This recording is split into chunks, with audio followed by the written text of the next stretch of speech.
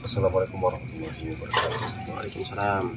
Kembali lagi di channel Jejak Malam Story. Kali ini saya bersama Aldi lagi akan menyajikan sebuah kisah horor ya. Yang mungkin kisah yang akan kami bawakan ini bisa membuat bulu kuduk teman-teman di rumah merinding gitu ya. Mungkin untuk selengkapnya bisa tonton terus atau pantengin terus channel dari Jejak Malam. Oke, tidak.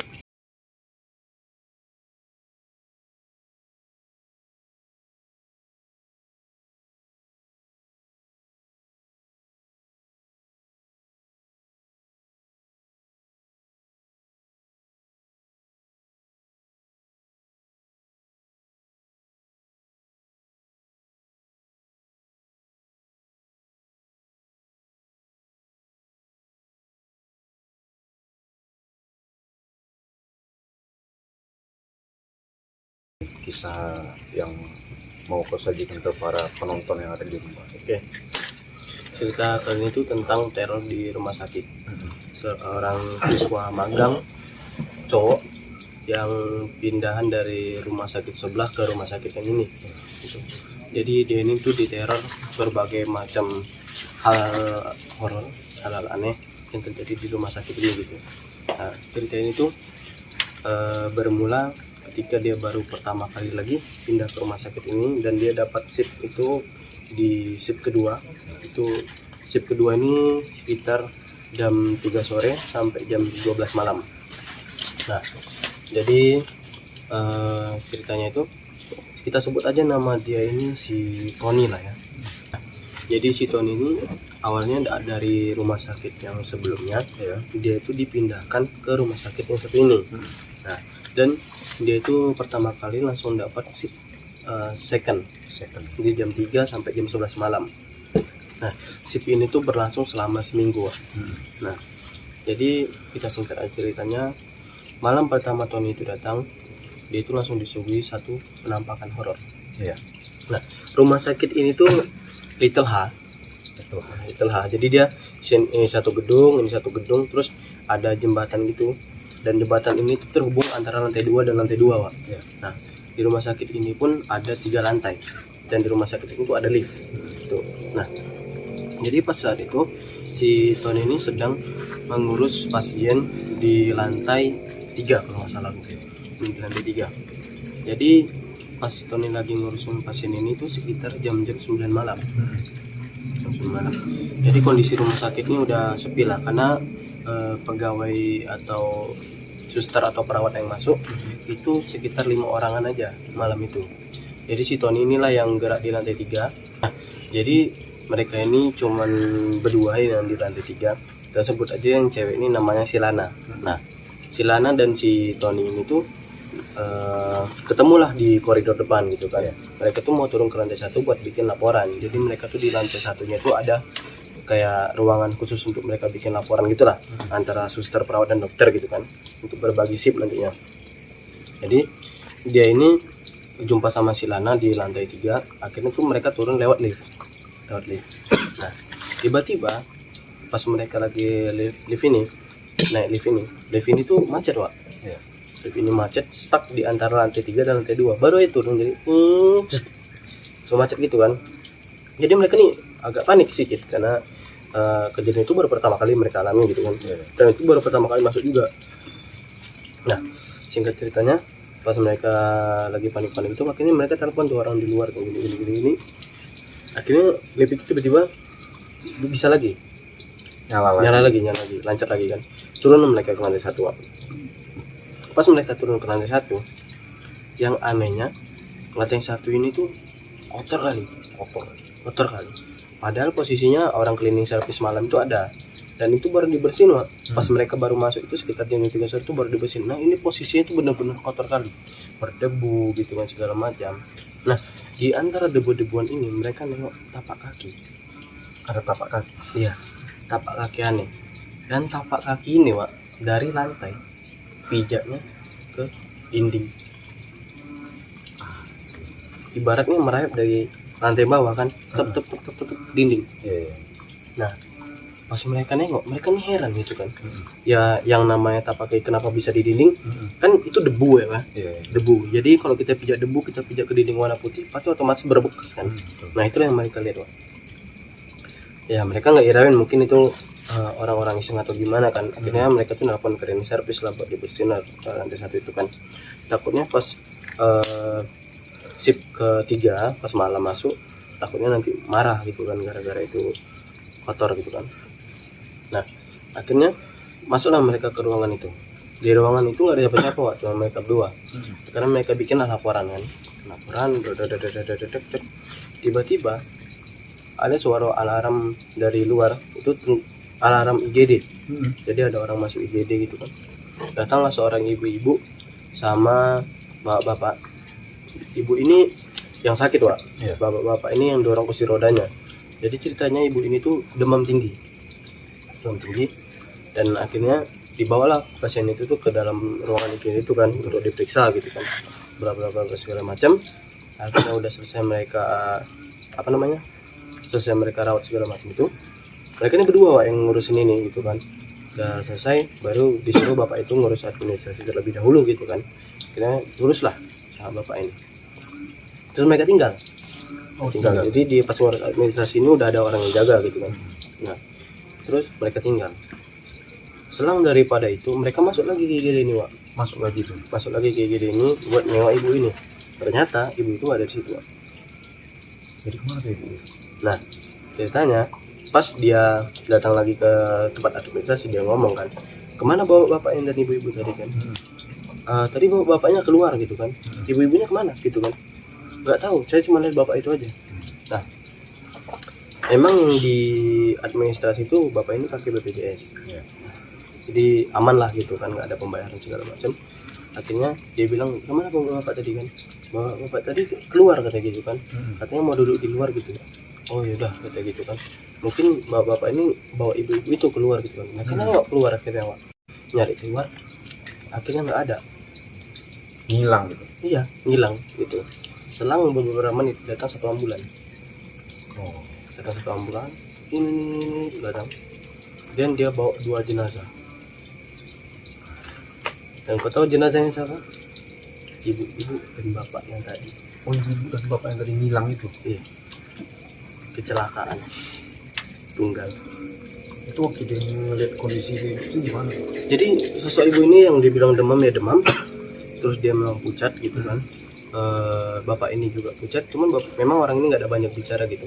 Padahal mereka itu pas masang infus, masang segala macam dan ngasih obat-obatan gitu. Ya ibu itu normal fisik gitu loh. Nah, jadi karena kejadian itu tuh buat dia tuh makin penasaran gitu kan. Sebenarnya apa sih yang terjadi di rumah sakit ini gitu kan. Nah, singkat cerita geger lah cerita ini gitu kan pada malam itu. Cuman orang-orang yang di sana tuh mungkin udah dianggap lazim lah cerita horor di rumah sakit gitu kan. Mungkin bagi anak magang yang baru datang ke rumah sakit itu mungkin ya biasa-biasa aja gitu kan. Jadi, setelah itu mereka ganti shift, pulanglah dia. Karena kejadian itu dia tuh 1 hari nggak masuk karena kepikiran itu terus, mungkin sakit kan. 1 hari itu nggak masuk, terus besoknya dia masuk lagi. Nah dia ini bertugas besoknya tuh di lantai 2 buat ngurus pasien. Dan yang kita tahu tadi dia ini kantornya dia atau ruangannya dia itu terletak di gedung 1, yang ruangan pasien modern itu diletak di lantai 2. Jadi otomatis dia koridor itu kan. Oke, setelah dia masuk itu dia kan dapat pasien itu di lantai 2 tapi di gedung sebelah, di gedung nomor 2 gitu kan. Jadi akhirnya dilewatlah koridor itu sekitar jam-jam 9 malam atau jam 10 malam itu sendirian Pak. Jadi si temannya satu si Lana ini tadi itu tetap di gedung 1 di lantai 1, cuman dia dapat di lantai 2. Terus dia sendirian ke lantai 2 itu naik tangga, terus dia lihat koridor itu. Ini bukan koridor sih, seperti jalan sambung aja, jembatan gitu antara gedung ke gedung gitu kan. Lantai 2. Sampailah dia ke ujung gedung 2, kira dia masuk ke situ aman-aman aja. Terus habis nganu pasien segala macam, ngasih infus, ngasih segala macam udah oke, keluarlah dia dari situ. Terus mau pulang deh nih ke lantai 1, ke gedung 1 gitu kan, dari gedung 2. Jadi pas di koridor ini dia nengok ada sosok cewek duduk di apa namanya di kursi yang ada dekat jembatan itu. Nah, dia lagi duduk, dipikirnya itu mungkin keluarga pasien yang lagi jenguk atau apa gitu kan. Nah, udah jalan aja santai kan, akhirnya terus dibilang, ditegur lah gitu kan, ditegur, misi mbak gitu kan, cuman yang cewek ini cuman itu aja gitu kan. Nah, dia ini pakai baju kuning, terus ada hiasan di bajunya itu pokoknya kayak batik gitu. Nah, terus akhirnya dia jalan, lagi di luar turun ada kalau itu. Nah, terus pas dia pergi isi laporan, dia tuh disuruh ngecek sama si kawan-kawan ini, coba cek ke ruangan mayat gitu kan, ada atas nama gini. Oh, baru kecelakaan gitu kan, tolong disuruh mandiin atau bersihin gitulah pokoknya, sama orang yang tukang bersihin mayat gitu kan. Karena itu posisinya baru memang kejadian gitu Pak. Nah, jadi dia masuklah ke kamar mayat itu sama orang yang mau bersihin mayat tersebut, mandiin mayat tersebut gitu kan. Nah, pas dia buka sarung mayat itu, betapa terkejutnya dia. Yang dia lihat ini adalah cewek memakai baju kuning dan batik seperti yang dia lihat di koridor atas di jembatan 2 itu. Kaget dia. Jadi karena kejadian itu kaget lah dia gitu kan.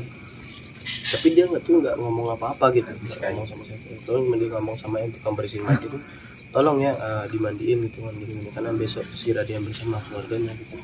Nah, di perjalanan dia dari kamar mayat ini mau ke tempat laporannya, jadi kamar mayat ini posisinya di lantai 1 juga, cuman di ujung gedung 1 itu.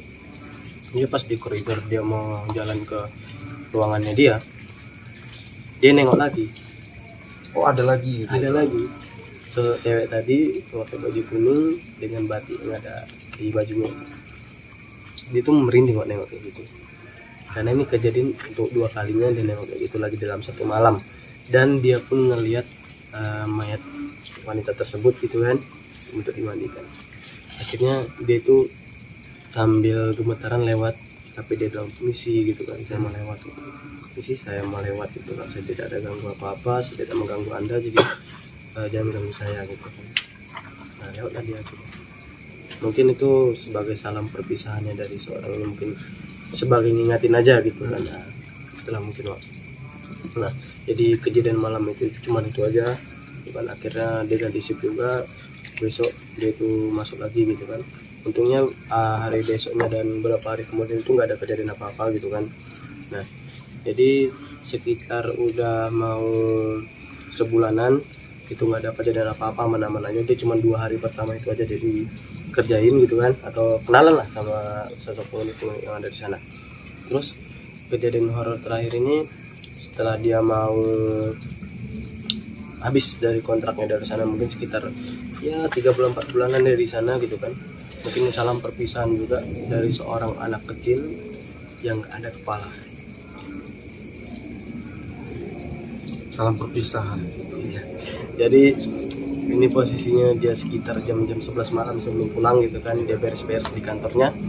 Terus di ruangan tersebut itu dia cuma sendiri, si Lana ini udah di luar gitu kan nungguin dia kan. Dia ini ngambil barang apa gitu pokoknya ketinggalan, dibawa pulang gitu kan. Nah, jadi pas dia lagi beres-beres itu dia kedengaran suara buku yang jatuh. Suara buku jatuh gitu kan. Plak gitu kan dari atas meja. Akhirnya dia nengok lagi gitu kan, suaranya dari mana? Rupanya dari meja si Lana gitu kan, mungkin bukunya si Lana atau apa gitu. Akhirnya dia ambil buku tersebut, ditaruh, taruh, dibersihin juga meja si Lana. Dia matiin lampu. Pas dia matiin lampu, posisinya pas dia matiin lampu tuh dia nggak dia matiin, ada sosok anak kecil di meja si Lana lagi duduk. Dia mastiin lagi, hidupin lagi, tapi nggak ada. Pas dimatiin lagi, sosok anak kecil tuh jaraknya 1 meter sama dia. Kayak teleport gitu deh. Iya, kayak teleport. Jadi pas hidup dia nggak ada, pas mati lampunya dia ada gitu. Dia mastiin lagi, hidup lagi lampunya kan. Terus pas dimatiin ketiga kali, sosok anak kecil itu makin dekat, tapi dia nggak ada kepala.